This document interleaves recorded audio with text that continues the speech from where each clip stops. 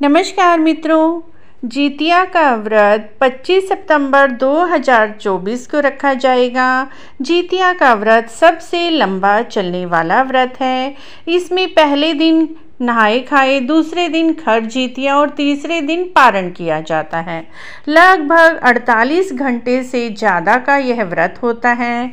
माताएं अपने पुत्रों की लंबी आयु के लिए, अपने संतान की दीर्घायु के लिए इस व्रत को रखती हैं। 2024 में 25 सितंबर को खर जितिया है, 26 सितंबर को नहाए खाए और 26 सितंबर को व्रत का पारण किया। इस वीडियो में हम आपको जितिया व्रत की कहानी सुना रहे हैं। कहानी सुनाने से ही व्रत का पूर्ण फल मिलता है।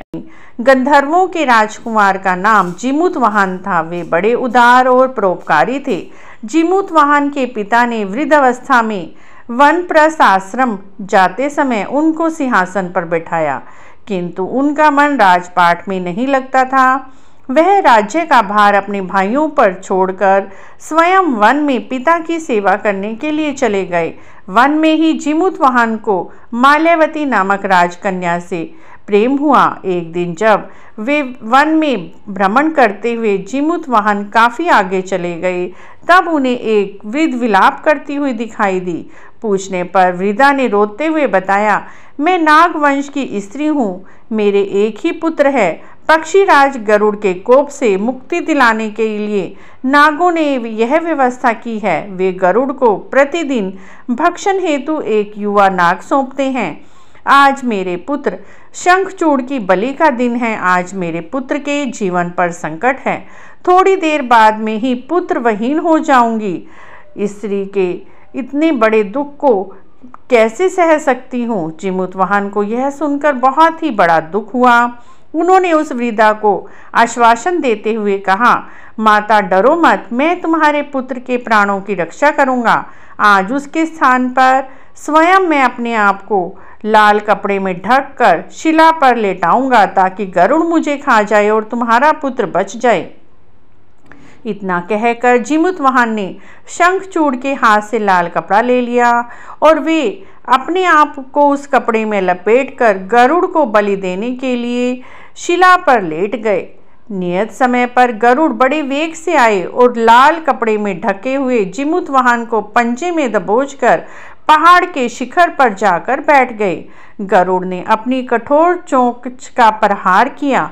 जिमुतवाहन के शरीर से मांस का बड़ा हिस्सा नोच लिया। इसकी पीड़ा से जिमुतवाहन की आंखों से आंसू बह निकले और दर्द से कहराने लगे।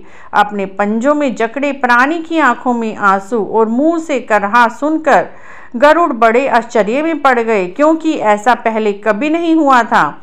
उन्होंने जिमुतवाहन से उनका परिचय पूछा। जिमुतवाहन ने सारा किस्सा कह सुनाया, कैसे एक स्त्री के पुत्र की रक्षा के लिए उन्होंने अपने प्राण दिए हैं।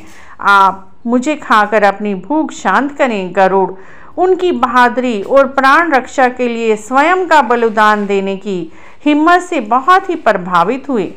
उन्हें स्वयं पर पछतावा होने लगा। वह सोचने लगे, यह एक मनुष्य है जो दूसरे की रक्षा के लिए स्वयं की बलि दे रहा है, और मैं तो देवों का रक्षक हूँ, किंतु दूसरों की संतान की बलि ले रहा हूँ। उन्होंने जिमुतवाहन को मुक्त कर दिया। गरुड़ ने कहा, उत्तम मनुष्यों में तुम्हारी भावना और त्याग से मैं बहुत प्रसन्न हूँ। मैंने तुम्हारे शरीर पर जो घाव किए हैं उसे ठीक कर देता हूँ। तुम अपनी प्रसन्नता के लिए मुझसे वर मांगो। राजा जिमुतवाहन ने कहा, पक्षीराज, आप तो सर्वसमर्थ हैं। यदि आप प्रसन्न हैं तो वरदान देना चाहते हैं तो आप सांपों को अपना आहार बनाना छोड़ दें। आपने अब तक जितने भी प्राण लिए हैं उन्हें जीवन दान दें। गरुड़ ने सबको जीवन दान दिया और नागों की बलि ना लेने का वरदान भी दिया। इस प्रकार जिमुतवाहन के साहस से नाग जाति की रक्षा हुई। गरुड़ ने कहा, तुम्हारी जैसी इच्छा वैसे ही होगा। हे राजा, जो स्त्री तुम्हारे इस बलिदान की कथा सुनेगी, विधि पूर्वक व्रत करेगी, उसकी संतान मृत्यु के मुख से भी निकल आएगी। तब से ही पुत्र की रक्षा के लिए जिमुतवाहन जी की पूजा करने की प्रथा है। यह कथा कैलाश पर्वत पर भगवान शंकर जी ने माता पार्वती जी को सुनाई थी।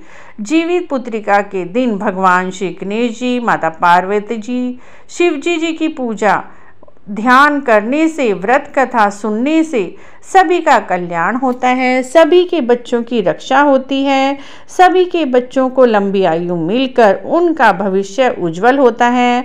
मित्रों, यदि आपको भी यह कथा अच्छी लगी है तो आप हमारे चैनल को जरूर सब्सक्राइब करें, लाइक करें, वीडियो को शेयर भी करें। कमेंट बॉक्स में जय जयमुत वाहन भगवान अवश्य लिखें।